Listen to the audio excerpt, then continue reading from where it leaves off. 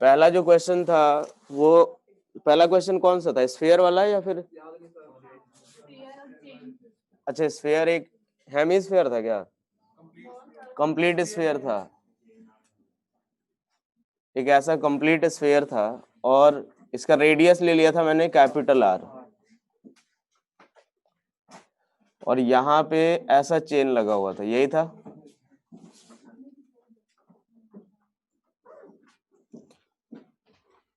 और ये बताया गया था कि अपने पास ये पॉइंट मैंने ले लिया था ए और इसको ले लिया था बी। जब ये वाला जो चेन है ये कहाँ पे पहुंच जाए, बी एंड जो था वो कहाँ पे पहुंच जाए, ए वाले पे, तो उस केस में मैंने क्या कैलकुलेट करने के लिए बोला था, work done by M G, यही था।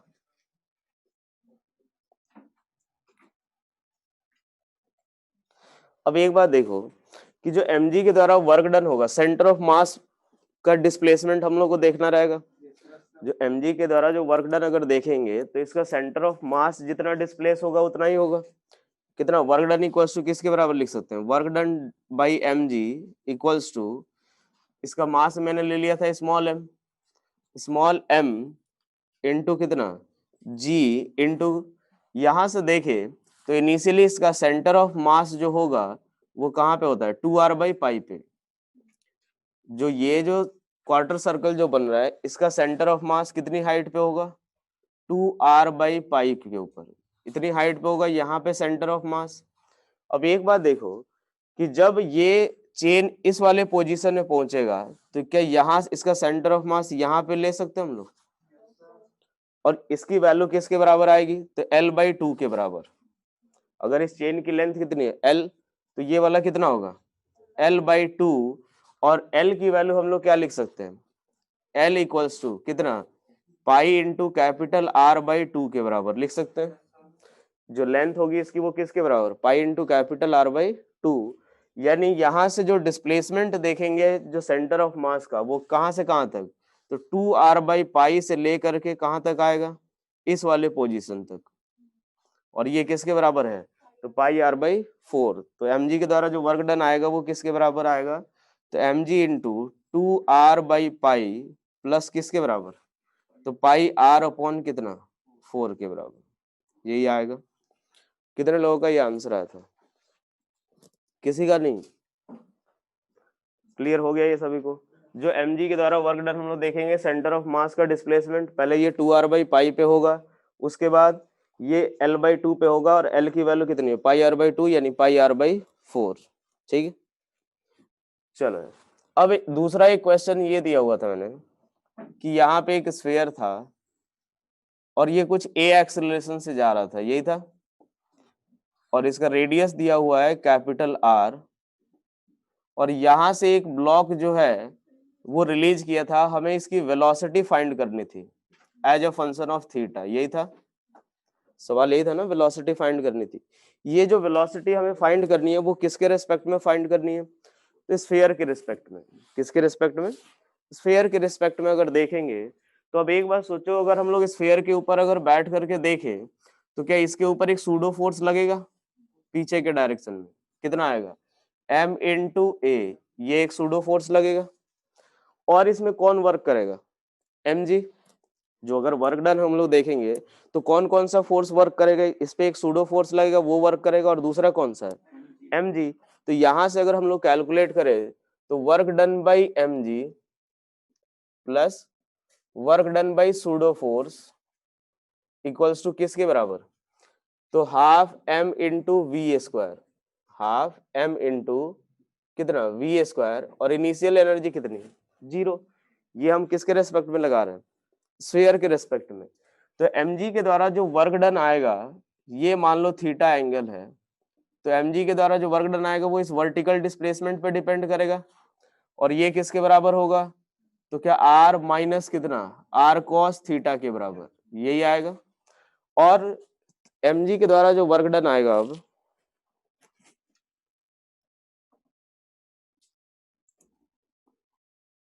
Work on centre of mass of sphere,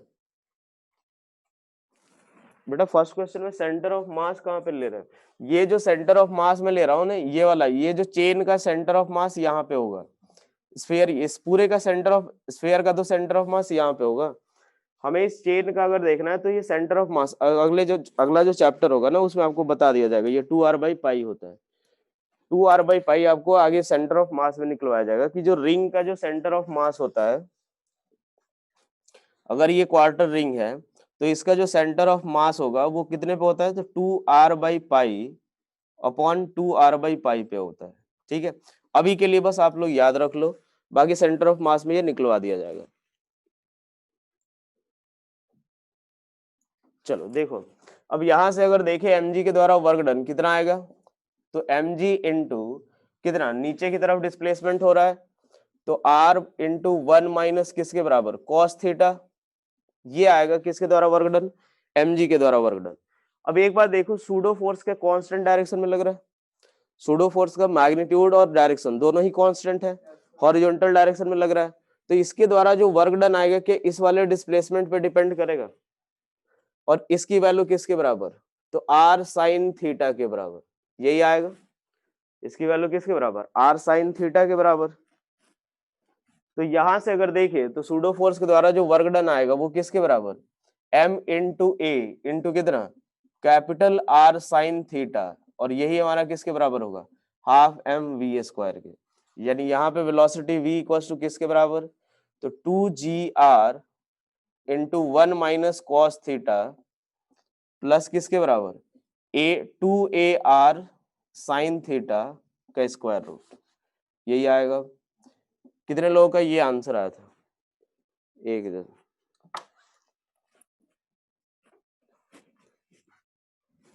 थोड़ा बड़ा लिखे, चलो ठीक है आगे से बड़ा लिख दो। चलो अगला क्वेश्चन लिखो अब। चलो यहाँ देखो अब, दो स्मॉल एम मास है, यहाँ पे एक स्मॉल एम मास और यहाँ पे भी एक स्मॉल एम मास है, ये एक स्प्रिंग से कनेक्टेड है और ये एक स्ट्रिंग से भी कनेक्टेड है। ठीक है, सवाल लिखो,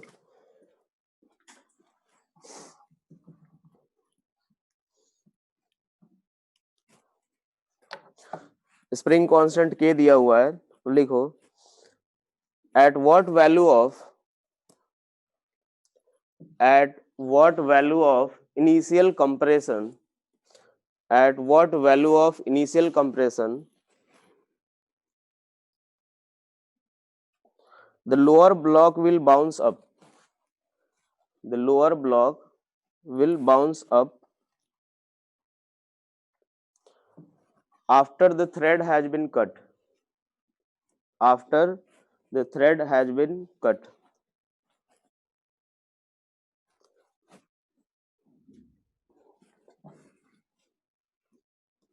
एक मिनट बेटा, मैं दोबारा डायग्राम बना देता हूँ, ये बोर्ड के बाहर ही चला गया।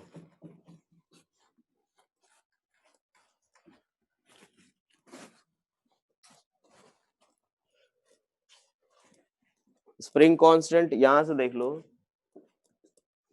कि दो स्मॉल एम मास है और ये दोनों स्प्रिंग से कनेक्टेड है,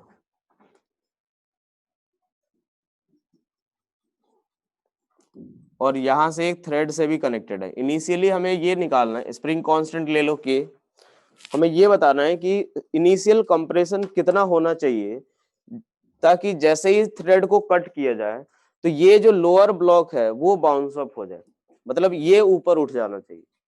इनिशियली कंप्रेस्ड है, जैसे ही कंप्रेस यहां से थ्रेड को कट करोगे ये ऊपर की तरफ जाएगा, ऊपर जाएगा तो अब एक बार देखो, जब ये नेचुरल लेंथ पे पहुंचेगा तो क्या कुछ ना कुछ वेलोसिटी होगी उस समय। यहाँ से अगर हम लोग देखें कि जैसे ही अगर मान लो हमने कट कर दिया इसको, तो नेचुरल लेंथ ये ऊपर की तरफ जाना शुरू करेगा, इनिशियली कंप्रेस्ड है तो ये जो ब्लॉक है ये ऊपर जाना शुरू होगा। मान लो ये नेचुरल लेंथ पे पहुंचा तो क्या इसके पास कुछ वेलोसिटी होगी, और जब वेलोसिटी होगी तो क्या इससे और ऊपर उठेगा, ये इससे और ऊपर उठेगा।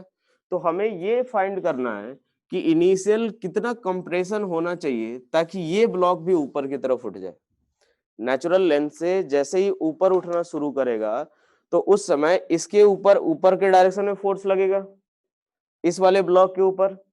जब तक ये नेचुरल लेंथ तक नहीं पहुंचेगा तब तक ये इस पे फोर्स नीचे लग रहा होगा, लेकिन यहाँ पे एक वेलोसिटी के साथ पहुंचेगा कुछ, तो अभी आगे और कंटिन्यू रहेगा। और जैसे ही आगे जाएगा तो इसके ऊपर फोर्स किधर की तरफ लगेगा, अपवर्ड डायरेक्शन में। अब हमें वो वैल्यू निकालनी है एक्स की जिससे कि ये ब्लॉक भी ऊपर उठ जाए। सवाल समझ आया? चलो एक बार ट्राई करो एक बार। 2 mg भाई के नहीं, शायद नहीं 2 mg भाई के नहीं। एक बार देखो फिर से सवाल, यहाँ से देखो पहले इनिशियल सिस्टम क्या दिया हुआ हमें, 2 स्मॉल एम मास है, एक स्प्रिंग से कनेक्टेड है और ये थ्रेड से भी कनेक्टेड है। इनिशियली कुछ ना कुछ ये जो स्प्रिंग है वो कंप्रेस्ड है, हमें नहीं पता कि कितना कंप्रेस्ड है। अब जैसे ही थ्रेड को कट किया गया तो ये ऊपर की तरफ जाना शुरू करेगा, तो हमें इनिशियल कंप्रेशन निकालना है जिससे कि ये लोअर ब्लॉक भी ऊपर उठ जाए, यानी नॉर्मल जीरो हो जाए उस केस में। यानी नॉर्मल जो हो उस केस में हमारा क्या हो जाए, जीरो हो जाए। बेटा ये हाफ mv स्क्वायर ये कंप्रेशन थोड़ी हो सकता है।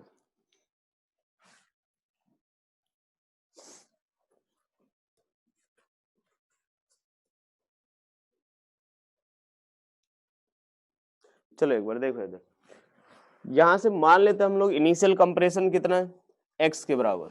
इनिशियली स्प्रिंग जो है वो कितना कंप्रेस्ड है, x। जैसे ही अगर इस थ्रेड को कट करेंगे ऊपर जाना शुरू होगा और नेचुरल लेंथ पे जब पहुंचेगा तो उसके पास कुछ न कुछ वेलोसिटी होगी।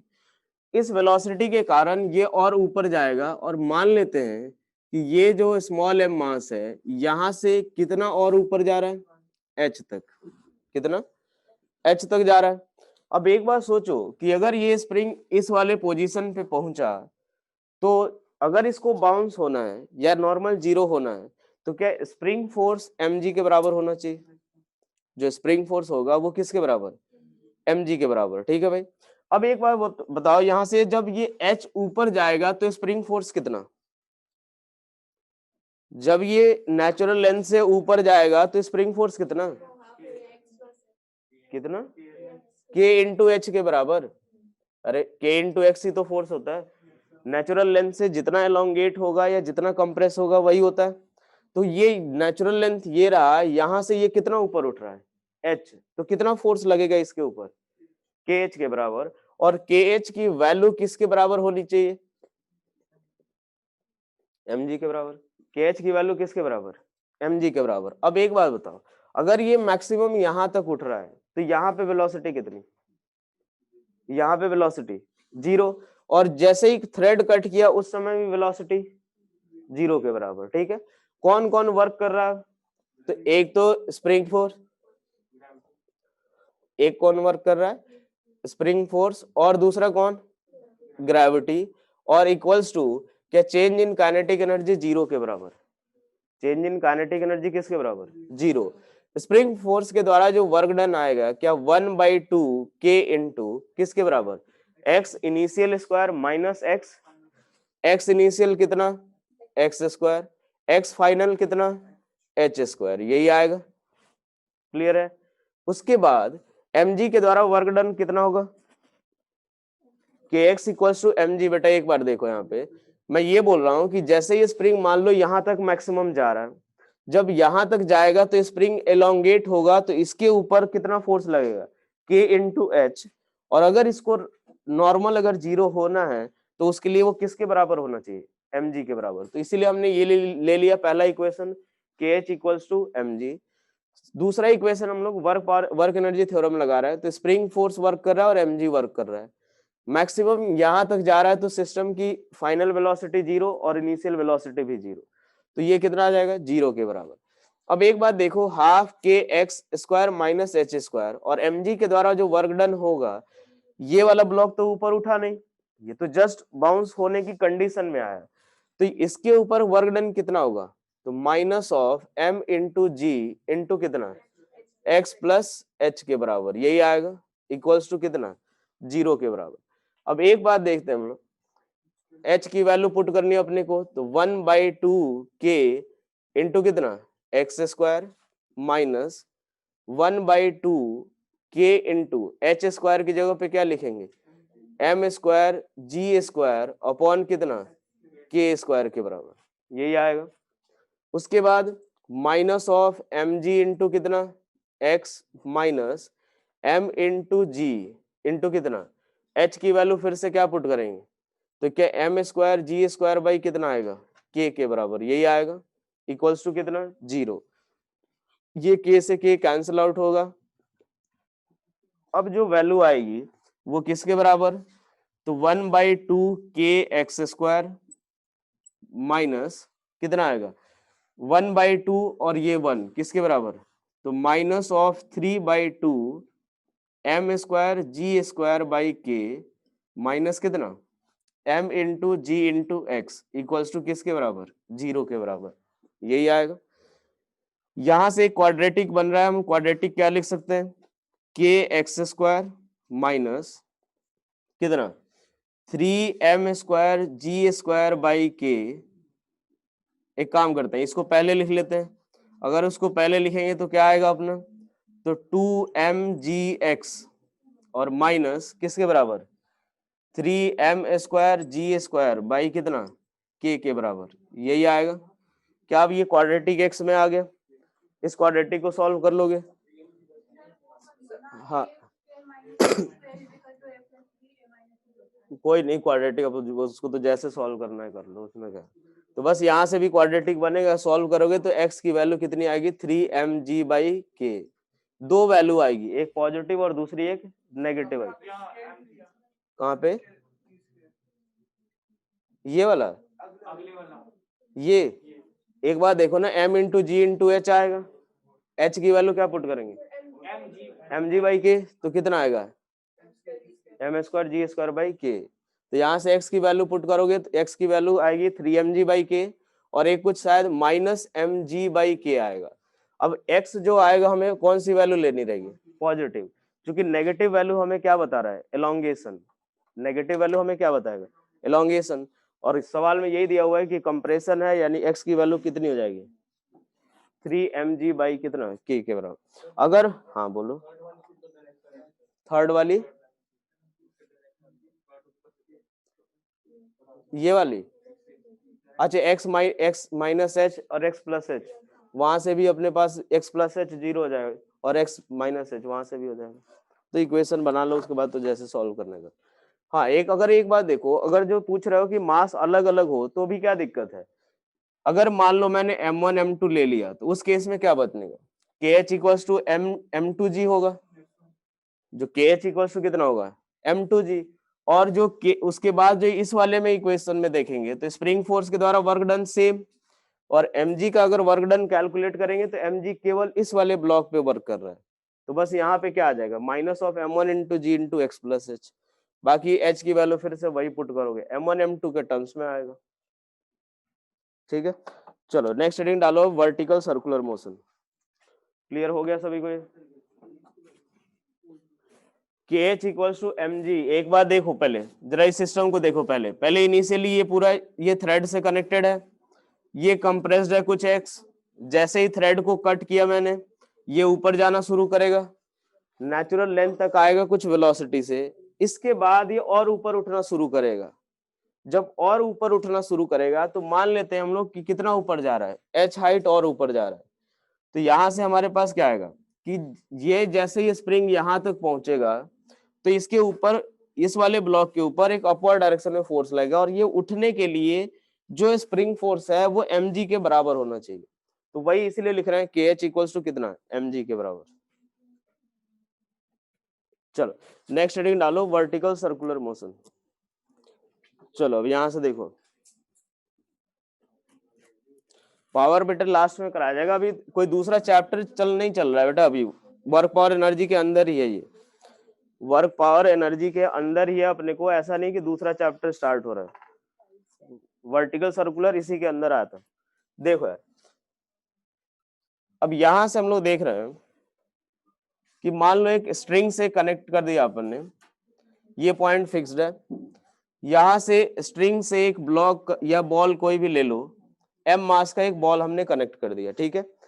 ये यहां से अगर हम लोग कुछ वेलोसिटी दे रहे हैं, मान लेते हैं यहाँ पे वेलोसिटी कितनी, u के बराबर, तो जैसे u वेलोसिटी आप हॉरिजॉन्टल डायरेक्शन में इसको प्रोवाइड करोगे, ये कुछ ऐसे सर्कुलर पाथ में मूव करेगा।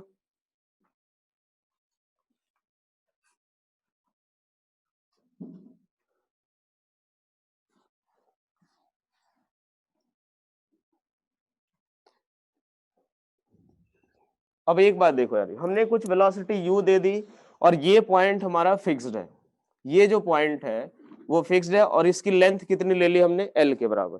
अब एक बात देखो, जैसे ही मान लो इसको कुछ वेलोसिटी प्रोवाइड करते हैं, तो होता क्या है कि ये सर्कल कंप्लीट करेगा या नहीं करेगा, वो डिपेंड करता है किसके, इस वाली वेलोसिटी पे, कि कितनी वेलोसिटी हम लोग प्रोवाइड कर रहे हैं।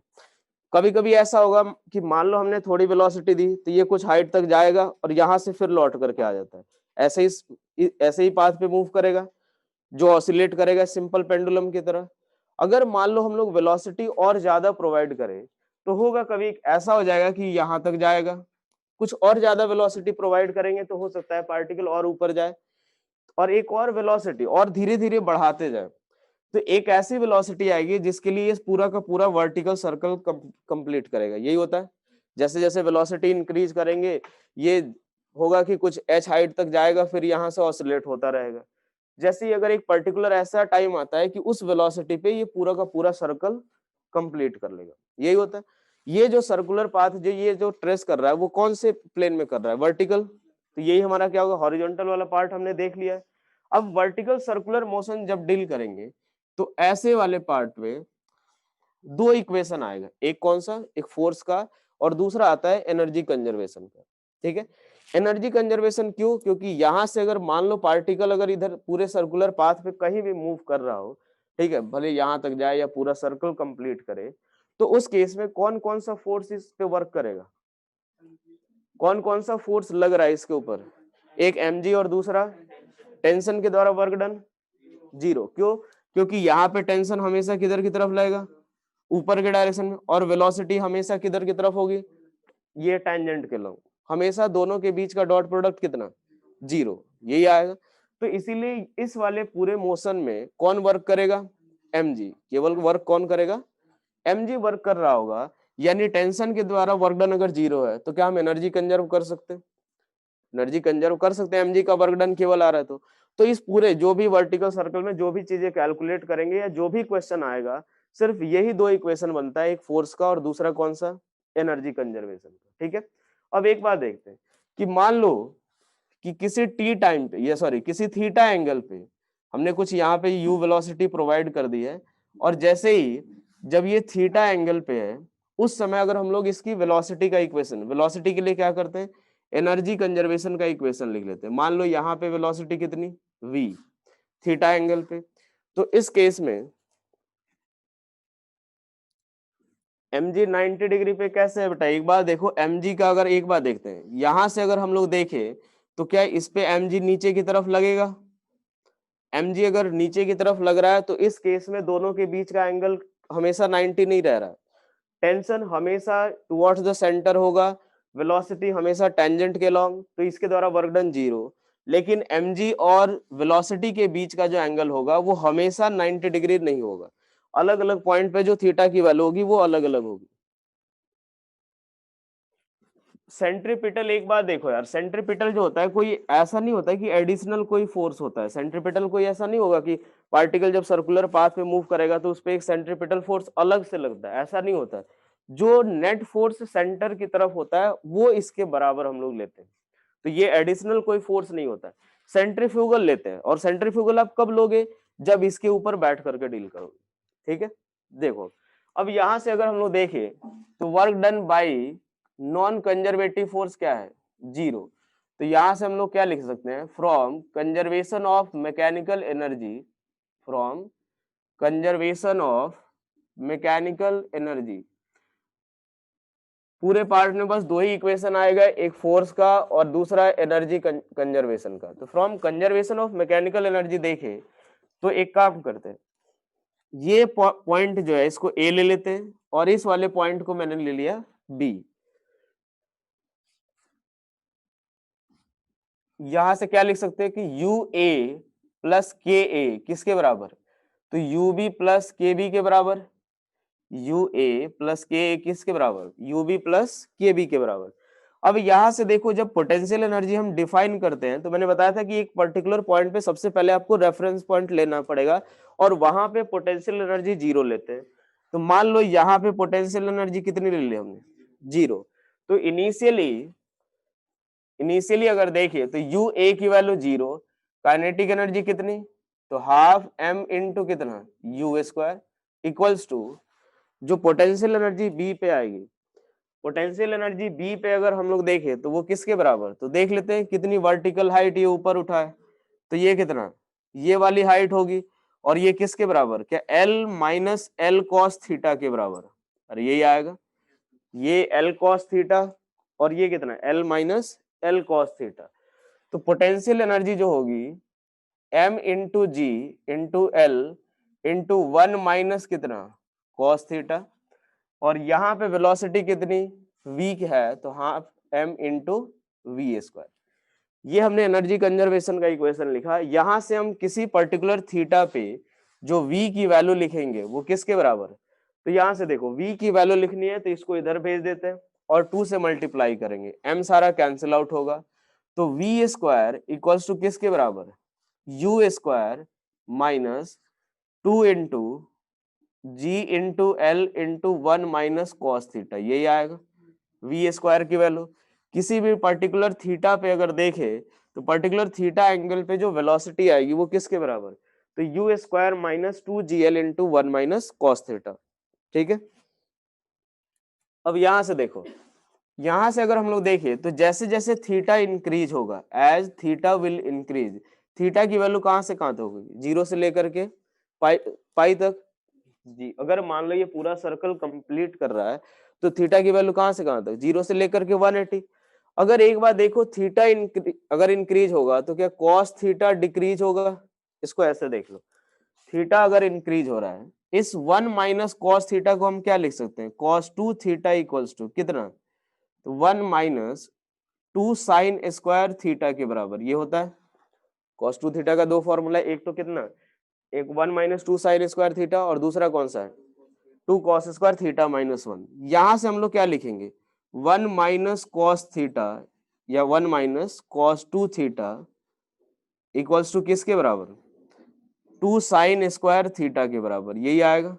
और हम लोग अगर देखें तो वन माइनस कॉस थीटा की वैल्यू किसके बराबर, क्या two sine square theta by two के बराबर यही आएगा, two sine square theta by to.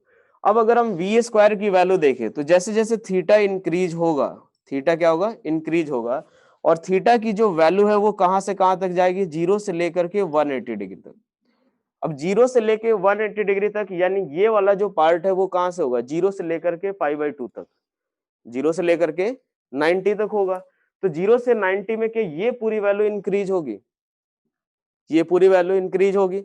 तो जीरो से 180 के केस में अगर देखें तो ये पूरी वैल्यू क्या हमेशा इंक्रीज होती जाएगी, यानी जैसे जैसे थीटा बढ़ेगा क्या वेलोसिटी डिक्रीज होगी, जैसे जैसे अगर थीटा इंक्रीज होगा वेलोसिटी क्या होगी, डिक्रीज होगी। वेलोसिटी अगर डिक्रीज होगी तो मिनिमम वेलोसिटी कहाँ पे होगी, क्या टॉप मोस्ट पॉइंट पे, यहाँ जो भी वेलोसिटी होगी, ये जो वेलोसिटी एट द टॉप जो होगा वो वेलोसिटी क्या होगी, मिनिमम। यही जो वेलोसिटी है वो कौन सी होगी, मिनिमम वेलोसिटी। ठीक है, अब हम लोग निकालने वाले इसमें क्या है कि किस पर्टिकुलर वैल्यू के लिए कि यहाँ पे हम लोग इनिशियल कौन सी वेलोसिटी प्रोवाइड करें ताकि ये पूरा का पूरा सर्कल कंप्लीट कर ले। हमारा मेन एम यही कैलकुलेट करना है। हमने ये चीज देख लिया कि सबसे टॉप मोस्ट पॉइंट पे वेलोसिटी क्या होगी, मिनिमम। अब आते हैं फोर्स का इक्वेशन। फोर्स का इक्वेशन अगर देखें तो इसके ऊपर कौन कौन सा फोर्स लगेगा, यहाँ पे एक ऊपर की तरफ टेंशन फोर्स, नीचे की तरफ mg, तो ये वाला जो एंगल आएगा वो किसके बराबर, थीटा, तो ये कितना mg cos थीटा के बराबर, और इधर की तरफ जो कंपोनेंट आएगा वो कितना, तो mg sin थीटा के बराबर। फोर्स का इक्वेशन हम क्या लिख सकते हैं, तो अब एक बात देखो, क्या इसके ऊपर अगर हम बैठ करके देखें तो एक सेंट्रीफ्यूगल फोर्स भी लगेगा, एक सेंट्रीफ्यूगल फोर्स लगेगा, वो किसके बराबर, m into V square upon कितना, l के बराबर। जब आप इसके ऊपर बैठ करके देखोगे ये रेस्ट पे दिखेगा, तो हमारा जो टेंशन का इक्वेशन आएगा वो किसके बराबर, तो T minus M G cos theta equals to किसके बराबर, या ऐसे लिख लो कि T इक्वल्स टू कितना, M G cos theta plus किसके बराबर, एम वी स्क्वायर अपॉन कितना, L, यही आएगा। यहां से अगर देखें तो फिर जैसे जैसे थीटा इंक्रीज होगा, थीटा क्या होगा, इंक्रीज होगा, थीटा इंक्रीज होगा तो क्या कॉस थीटा की वैल्यू डिक्रीज होगी, थीटा अगर इंक्रीज होगा तो कॉस थीटा क्या होगा, डिक्रीज होगा। जीरो से लेकर के अगर 90 का केस देखे तो उस केस में पॉजिटिव होगा, कॉस थीटा क्या होगा, पॉजिटिव होगा, लेकिन डिक्रीज होता रहेगा, तो ये टेंशन की वैल्यू फिर क्या होगी, डिक्रीज। ज्यादा हुआ अगर 90 से लेकर के 180 का केस अगर देखे तो उस केस में जो कॉस थीटा की वैल्यू आएगी 90 से लेकर के अगर 180 तक के लिए देखे तो क्या cos theta negative, cos theta क्या होगा, नेगेटिव, कॉस थीटा नेगेटिव तो भी क्या टेंशन डिक्रीज ही हो रहा होगा, हाँ है ना, टेंशन क्या हो रहा है, डिक्रीज। ज्यादा हुआ तो एक बार अगर हम लोग कॉस थीटा का अगर ग्राफ भी देख ले जीरो से लेकर के 180 तक के लिए, तो जीरो से लेकर के 180 तक के लिए देखे तो कर्व कुछ ऐसा ही आएगा, यही वाला पार्ट होगा जीरो से लेकर के 180 तक के लिए। तो जीरो से 180 तक के लिए कॉस थीटा हमेशा क्या हो रहा है, डिक्रीज हो रहा है। तो हमेशा जैसे जैसे थीटा इंक्रीज होगा वैसे वैसे कॉस पूरा टेंशन जो होगा वो भी क्या होगा, डिक्रीज होगा। यानी इस केस में जो मिनिमम टेंशन होगा वो कहाँ पे होगा, जो टेंशन मिनिमम होगा वो कहाँ तक, वो टॉप मोस्ट पॉइंट पे। यहाँ पे जो टेंशन जो होगा इस पर्टिकुलर पॉइंट पे जो टेंशन होगा वो भी क्या होगा, मिनिमम। अब हमें ये चीज देखना है कि सर्कल अगर इसको कंप्लीट करना है, अगर ये पूरा का पूरा अगर सर्कल कंप्लीट करना है तो इसके लिए कंडीशन क्या होगी कि tension at the top should be greater than equal to zero. यहां से देखो अब कि for completing the circle, for completing circle क्या कंडीशन होना चाहिए कि टेंशन एट द टॉप जो होना चाहिए ये should be greater than equal to zero. अब यहां से देखो कि एक बार ग्रेट इक्वल टू जीरो के केस में कैसे पॉसिबल है कि टेंशन एट द टॉप हो वो अगर जीरो है उस केस में कैसे पॉसिबल है। यहां से देखो 90 टू 180 बेटा कॉस थीटा मैंने लिखा है नेगेटिव, कॉस थीटा होगा नेगेटिव, कॉस थीटा अगर नेगेटिव होगा तो बेसिकली वो क्या कर रहा होगा, M V square by L minus कुछ नेगेटिव चीजें अगर ऐड करोगे तो भाई टेंशन डिक्रीज ही हो रहा होगा। अब एक बात देखो कि टेंशन एट द टॉप जो होगा वो greater sorry equal to zero के केस में कैसे सर्कल कंप्लीट होगा कि उसके लिए कंडीशन ये होनी चाहिए कि यहाँ पे वेलोसिटी जो हो वो ग्रेटर देन जीरो होना चाहिए। यानी अगर tension at the top zero है और वेलोसिटी जो है वो कैसा है, नॉन जीरो, तो इस केस में वहां पे सर्कल कंप्लीट करेगा। कैसे कि मान लो इस पर्टिकुलर पॉइंट पे टेंशन जाके जीरो हो गया, टेंशन वहां पे जाकर के जीरो हो गया, लेकिन पार्टिकल की वेलोसिटी अगर नॉन जीरो है तो क्या ये आगे की तरफ जाना शुरू करेगा, आगे की तरफ जाना शुरू करेगा। और जैसे ही आगे की तरफ जाएगा तो जस्ट आफ्टर द इंस्टेंट जैसे ही इस पॉइंट को क्रॉस करेगा तो क्या वो यहाँ पे कहीं पहुंचा हुआ रहेगा। यहां से देखो ये पार्ट में जो है वो स्ट्रेट लाइन पार्ट ही ले रहा हूं मैं, ये जैसे यहाँ पे टेंशन जीरो हुआ रस्सी स्लैग कर गई, लेकिन जैसे ये पार्टिकल आगे की तरफ बढ़ेगा तो आगे की तरफ बढ़ेगा तो कोई यहाँ पे पहुंचा होगा, इस वाले पर्टिकुलर पॉइंट पे जैसे ही पहुंचेगा क्या वो T equals to non zero वाला केस आ गया। अगर मैं बोल रहा हूं कि यहाँ पे टेंशन क्या है, जीरो है भाई, वहां पे मैक्स जो टॉप मोस्ट पॉइंट है वहां पे अगर टेंशन जीरो हो रहा है तो ठीक है भाई, वेलोसिटी अगर नॉन जीरो है तो क्या आगे की तरफ ये मूव करेगा, और जैसे ही थोड़ा सा एंगल आगे बढ़ेगा या थोड़ा सा डिस्टेंस जैसे ही ये कवर करेगा तो फिर से वो कैसा केस आ गया, क्या टी इक्वल्स टू वहां पे नॉन जीरो वैल्यू आएगी, और जैसे ही T equals to non zero आएगा तो फिर से क्या ये पूरा का पूरा सर्कल कंप्लीट करा देगा। ये केस समझ आया कि t at the top should be greater than equal to 0। ठीक है, अगर इक्वल टू 0 हो रहा है उस केस में भी सर्कल कंप्लीट हो सकता है। कब?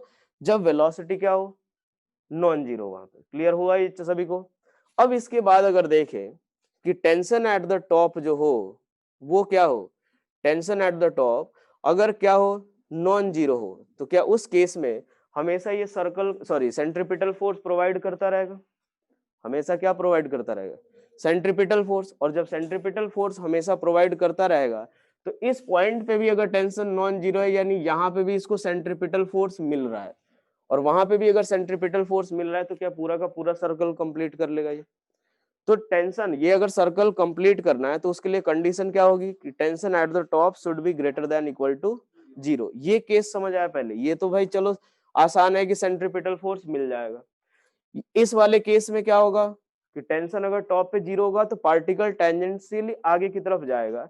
जैसे ही आगे की तरफ थोड़ा सा मूव करेगा, यहाँ पे वो कौन सा केस आ जाएगा? टी नॉन जीरो का केस आएगा, और टी जैसे ही नॉन जीरो आएगा तो फिर से पूरा सर्कल कंप्लीट करा दे। अब एक और चीज देखो कि मान लो कि एट द टॉप जो हो, एट टॉप मोस्ट पॉइंट अगर टेंशन भी 0 हो जाए और वेलोसिटी भी 0 हो जाए, तो उस केस में क्या होगा? पार्टिकल सीधा सीधा किधर की तरफ फॉल हो जाएगा? नीचे की तरफ। ठीक है भाई, अब हमें ये देखना है कि इस कंडीशन का यूज करके हमें u की वैल्यू निकालनी है कि मिनिमम कितनी वेलोसिटी हमें प्रोवाइड करनी चाहिए। ये नोट करना है क्या? चलो अब यहां से देखें, अब हम लोग जो कंडीशन निकाले हुए हैं उसमें यहाँ पे अगर टॉप मोस्ट पॉइंट पे देख लिया हमने कि टी एट द टॉप क्या होना चाहिए कि T at the top most point should be greater than equal to किसके? 0 के। तो इस पॉइंट पे मान लेते हैं कितनी वेलोसिटी है, v टॉप के बराबर। यहाँ पे टेंशन t नीचे लग रहा होगा, और कौन सा फोर्स लग रहा होगा? एक mg फोर्स लग रहा होगा, यही होगा। अगर टॉप मोस्ट पॉइंट पे देखे तो जो अगर इक्वेशन देखे कौन कौन सा फोर्स लगेगा, एक टेंशन टी नीचे की तरफ और कौन सा? mg फोर्स लग रहा। तो eight the top most point, इसको a b और इस पॉइंट को मैंने नाम ले लिया c। एट पॉइंट c, अगर पॉइंट सी पे देखे तो हम लोग क्या लिख सकते हैं कि टी प्लस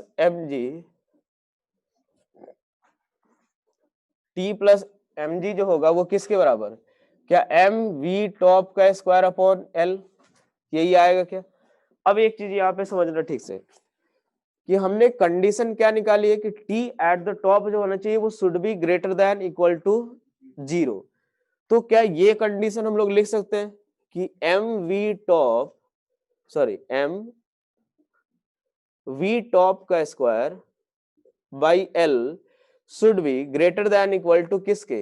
एम जी के। ये चीज समझो एक बार। टी यहाँ पे मिनिमम वैल्यू कितनी पॉसिबल है? ये 0। मिनिमम वैल्यू कितनी पॉसिबल है? 0। तो जब ये 0 होगा तो क्या ये दोनों बराबर? M V top square by L equal to किसके? एम जी के। और जब ये नॉन जीरो होगा तो क्या एम जी उससे छोटा होगा? एम जी, अगर ये नॉन जीरो होगा तो एम जी उससे छोटा होगा। तो यहां से हम लोग क्या निकाल सकते हैं कि v एट द टॉप जो होना चाहिए should be greater than equal to किसके? g इंटू एल के बराबर। यानी टॉप मोस्ट पॉइंट पे जो वेलोसिटी होना चाहिए वो किसके बराबर होना चाहिए? तो ग्रेटर देन इक्वल टू किसके? रूट जी एल के। ये हमने निकाल लिया कि अगर मान लो सर्कल कंप्लीट करना है तो उसके लिए टॉप मोस्ट पॉइंट पे वेलोसिटी क्या होनी चाहिए? ग्रेटर देन इक्वल टू किसके? रूट जी एल के। हमारा एम क्या था कि यहाँ पे पर्टिकुलर पॉइंट, इस लोएस्ट पॉइंट पे वेलोसिटी क्या होना चाहिए वो हमें कैलकुलेट करना है। ठीक है, तो एनर्जी कंजर्वेशन का यूज करें from conservation of mechanical energy, from conservation of mechanical energy. और कहां पे कंजर्व कर रहे हैं? तो पॉइंट ए और सी पे। पॉइंट ए और सी पे देखें तो क्या लिख सकते हैं? You A plus K A equals to किसके? यू सी प्लस कितना? के सी के बराबर। ए पॉइंट पे पोटेंशियल एनर्जी कितनी? 0। Kinetic energy half M U minimum हम लोग लिख रहे हैं भाई, हाफ यू मिनिमम स्क्वायर। यानी हम लोग अगर इस पॉइंट पे मिनिमम वेलोसिटी ले रहे हैं तो क्या यहां भी मिनिमम होगी? अगर मान लो हमने क्या देखा कि टॉप मोस्ट पॉइंट पे वेलोसिटी जो होना चाहिए वो square root of G L से ज्यादा होनी चाहिए। अब स्क्वायर रूट ऑफ, अगर मैं बोल रहा हूं कि यहाँ पे स्क्वायर रूट ऑफ जीएल है, तो क्या यहाँ भी हमने मिनिमम वेलोसिटी प्रोवाइड की कि जस्ट सर्कल कंप्लीट हो जाए, हाँ ना। अब अगर ज्यादा दोगे तो वहां पे भी रूट जीएल से ज्यादा होगा। तो हमारा मेन एम ये है कि मिनिमम वेलोसिटी हमें कैलकुलेट करना, मैक्सिमम तो आप कितना भी देते जाओ वो सर्कल कंप्लीट होता ही रहेगा। अब इस केस में हम क्या लिखते हैं, half U sorry M into U minimum square equals to U C की वैल्यू किसके बराबर है, 2mg इंटू एल के बराबर। जो पोटेंशियल एनर्जी होगी उस टॉप मोस्ट पॉइंट पे किसके, 2mgl, और काइनेटिक एनर्जी कितनी, तो 1/2m इंटू कितना, क्या रूट जीएल का स्क्वायर, अरे हाँ ना, मतलब m into G into L/2 minimum हम लोग लिख रहे हैं। यहां से m सारा कैंसिल आउट होगा, तो u मिनिमम जो होना चाहिए, u minimum square equals to किसके, क्या 5gl के बराबर आएगा।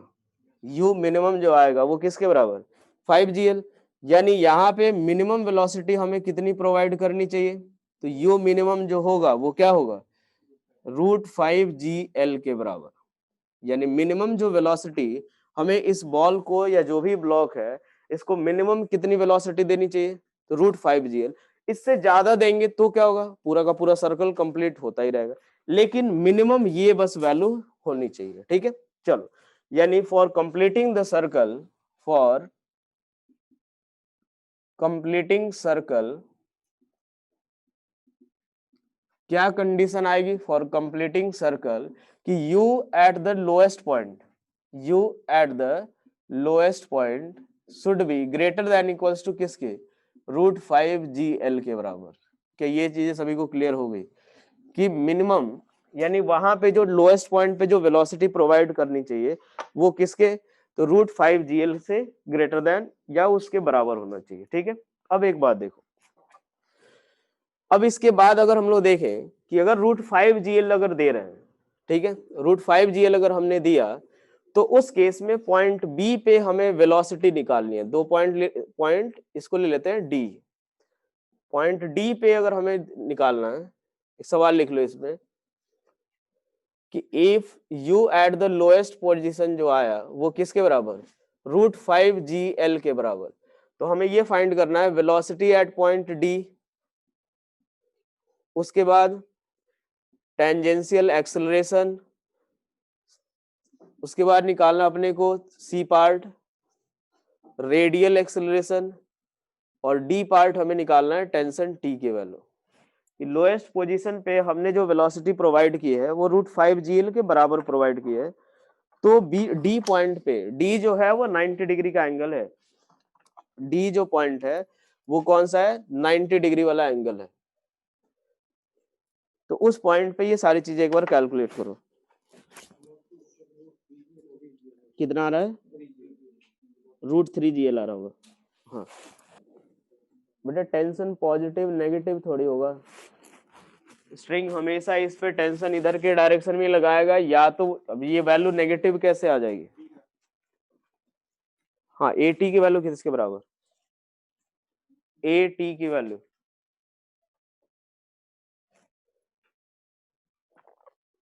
AT पता तो है क्या है, टेंजेंशियल एक्सेलरेशन किसके बराबर, √3gl सभी का आ गया, √3gl आ गया, एनर्जी कंजर्वेशन बस लगाना रहेगा। कोई फॉर्मूला जो V और T वाला है वो याद मत रखना, बस आपको कंडीशन याद रखनी है कि √5gl से ग्रेटर देन इक्वल टू होना चाहिए। जो भी सवाल है हम डायरेक्ट, या तो अगर टेंशन की बात करें तो हम लोग इक्वेशन लिखेंगे कौन सी, फोर्स वाली, अगर वेलोसिटी पूछे तो एनर्जी वाला इक्वेशन, ठीक है। कोई फॉर्मूला ऐसा नहीं कि V वाला इक्वेशन याद कर लिया पूरा। अब एक बात देखो यहाँ पे, √3gl अगर हम लोग देखें तो ये फर्स्ट पार्ट अगर हम लोग देखें तो एनर्जी कंजर्व कर सकते हैं, ए और डी के बीच में अगर हम एनर्जी कंजर्वेशन अप्लाई करें तो क्या आएगा, you A plus K A equal to किसके बराबर, यू डी प्लस के डी के बराबर। यू ए की वैल्यू 0, के ए की वैल्यू तो 1/2 into M into U square कितना, क्या 5gl के बराबर, ये कितना आएगा 5gl equal to U D की value half M V square, sorry कितना आएगा, यू डी की वैल्यू क्या m into G into L के बराबर, एल हाइट ऊपर उठा है, plus 1/2 m into V square. इसको सॉल्व करोगे कितना आ रहा है, √3gl। v इक्वल टू कितना आ रहा है, √3gl, velocity at point D. अब एक बात देखो, अगर हमें टेंजेंशियल एक्सेलरेशन निकालना है, कुछ नहीं किया इसमें, ए और डी पॉइंट पे हम लोग एनर्जी कंजर्वेशन लिख रहे हैं, एनर्जी का इक्वेशन। तो ए पॉइंट पे जो एनर्जी आएगी वो किसके बराबर, तो कितना आ रहा है, 0 potential energy half m into कितना, यहाँ पे काइनेटिक एनर्जी कितना, half m into 5gl equals to, जो यहाँ पे लिखा हमने m into G into L plus यहाँ पे काइनेटिक हमने ले लिया half m v square, velocity at point D. इसको सॉल्व करोगे vd इक्वल्स टू आएगा √3gl के बराबर। अब एक बात सोचो, हमें दूसरा पार्ट क्या दिया हुआ है, सेकेंड पार्ट, at की वैल्यू। at की वैल्यू अगर हमें कैलकुलेट करनी है तो उस केस में हम एक बार एफबीटी बना लेते हैं। यहाँ पे ब्लॉक है और इसकी वेलोसिटी इधर की तरफ v है, ठीक है। क्या इसके ऊपर एक टेंशन फोर्स लग रहा होगा इधर की तरफ, और कौन सा फोर्स लगेगा, mg, और कौन सा फोर्स, mg। अब एक बात बताओ कि जब इस वाले वैल्यू पे टेंजेंट के लॉन्ग जो एक्सेलरेशन निकालेंगे वो किसके बराबर, क्या A T equals to F T upon कितना, m के बराबर, यही आएगा। जो ए टी की वैल्यू आएगी वो टेंजेंट के लॉन्ग जो फोर्स अपॉन कितना, मास, टेंजेंट के लॉन्ग फोर्स कितना, mg अपॉन किसके बराबर, m के बराबर, कितना आएगा, g के बराबर। रेडियल एक्सेलरेशन के लिए हम लोग क्या लिख सकते हैं कि रेडियल एक्सेलरेशन क्या, v square by L, radial acceleration कितना, v स्क्वायर बाई एल के बराबर। तो v स्क्वायर बाई एल अगर लिखे तो कितना आएगा, क्या 3g के बराबर। अगर कोई पूछे नेट एक्सेलरेशन निकालो, क्या निकाल सकते हो, दोनों का स्क्वायर करके सम कर दो स्क्वायर रूट के अंदर। तीसरा पार्ट, चौथा क्या पूछा हुआ है, टेंशन। टेंशन के लिए हम लोग क्या करेंगे, किसका इक्वेशन, फोर्स का। टेंशन के लिए किसका, फोर्स का। फोर्स का इक्वेशन लिखे तो क्या इधर की तरफ एक टेंशन T, और इसके ऊपर बैठ के देखे तो क्या एक सेंट्रीफ्यूगल फोर्स बाहर की तरफ, अरे हाँ है ना। अब इसके ऊपर बैठ करके देखोगे तो क्या रेस्ट पे दिखेगा, तो क्या आएगा, T equals to M V square upon कितना, L, m into V square की वैल्यू कितनी, 3gl अपॉन कितना, l के बराबर। तो टेंशन की वैल्यू किसके बराबर, तो T इक्वल्स टू कितना, 3mg के बराबर। चलो सेम चीजें निकालना अब अपने को पॉइंट सी पे, सेम चीजें कैलकुलेट करो पॉइंट सी पे। वेलोसिटी कितनी होगी, सी पॉइंट, सॉरी हाँ सी पॉइंट पे वेलोसिटी कितनी, √gl, वो तो कैलकुलेट ही किया है। उसके बाद टेंशन निकालो, ए टी ए आर की वैल्यू कैलकुलेट करो, टेंशन टी निकाल लो, ए टी ए आर इन सब की वैल्यू निकालो। अगर हम लोग पॉइंट सी पे देखें, अगर हमें निकालना है एट पॉइंट सी पे देखे तो यार वेलोसिटी हमें निकालना है, √5gl दिया है, यानी कितना होगा, तो √gl के बराबर। बी पॉइंट अगर 80 निकालना है तो 80 इक्वल्स टू टेंजेंट के लॉन्ग कोई फोर्स नहीं लग रहा है, 0 होगा।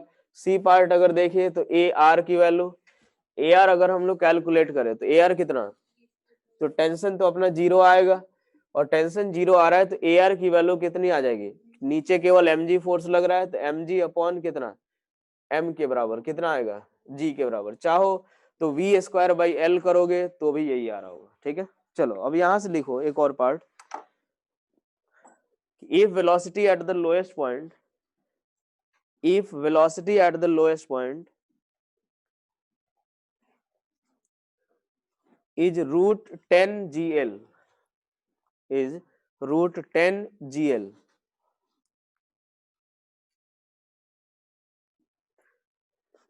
find, ये निकालना है velocity A T A R T at an angle of 37 degree. अब यही सारी चीजें आपको निकालनी है जब ये 37 डिग्री का एंगल फॉर्म कर रहा है। Find V A T A R and T at an angle of 37 degree with vertical. Formula V का यूज मत करना टेंशन के लिए, सारा इक्वेशन खुद से लिखो। एल की वैल्यू, चलो एल तो दिया हुआ √10,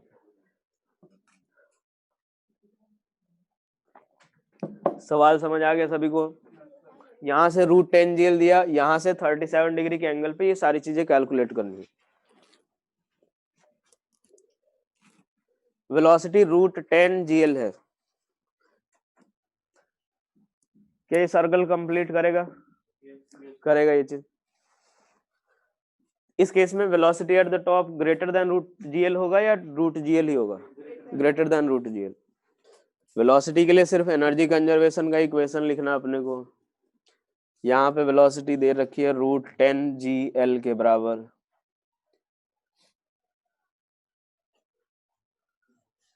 और ये थीटा 37 डिग्री पे हमें वेलोसिटी फाइंड करनी है।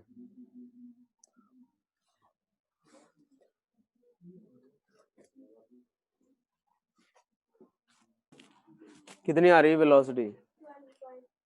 12/5 46/5। इधर 48 GL/5 आ रहा है स्क्वायर रूट के अंदर। हाँ मतलब इधर जो आंसर आया है। बाकी निकालो AT/AR टेंशन।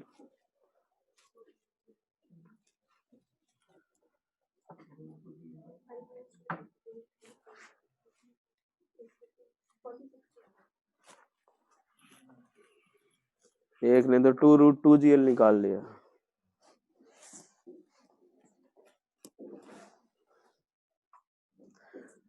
एंगल वर्टिकल के साथ ही लिया ना सभी ने। यार एनर्जी कंजर्वेशन ही तो बस लगाना है।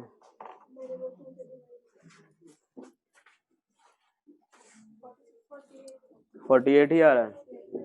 48/5 या 48 आ रहा है? 48/5 आ रहा है।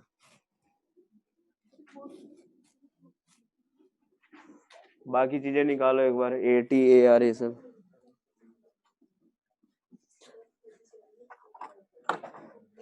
तुम एक सवाल सॉल्व करके पहले डिस्कस करो चारों तरफ, तुम्हारा कितना आंसर आया, तुम्हारा कितना आया। यहाँ देखो ये एनर्जी कंजर्वेशन लगाए यहाँ पे, तो कितना A और B पॉइंट पे, ये पॉइंट B पे हम लोग थीटा कितना ले रहे हैं 37। तो ये U हम लोग यहाँ पे 0 ले लेते हैं। UA plus KA equals to किसके बराबर? UB प्लस KB के बराबर। UA की वैल्यू 0 ले लेते हैं इक्वल्स टू काइनेटिक एनर्जी कितनी? तो 1/2 m into V square. V square की वैल्यू कितनी? 10 GL के बराबर इक्वल्स टू पोटेंशियल एनर्जी यहाँ पे किसके बराबर होगा? तो m into G into L into 1 minus कितना? cos 37। cos 37 किसके बराबर? 4/5। तो 1 माइनस कितना आएगा? 1 माइनस कितना? 4/5, अरे यही आएगा ना। और प्लस हाफ m इंटू कितना? V square. ये m सारा कैंसिल आउट हुआ। ये किसके बराबर? 1 माइनस 4/5 किसके बराबर? 1/5। और ये कितना आएगा? 5। तो 5 प्लस 1/5 किसके? 26। मेरा कुछ अलग ही आ रहा है, रुक जाओ।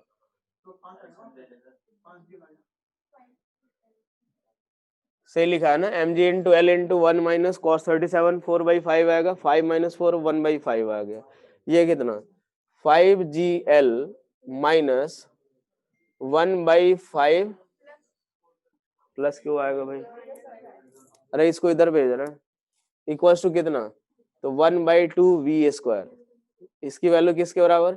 25 माइनस यानी कितना? 48 GL बाई कितना? 5। यही आएगा V की वैल्यू। क्लियर? अब एक बात देखो,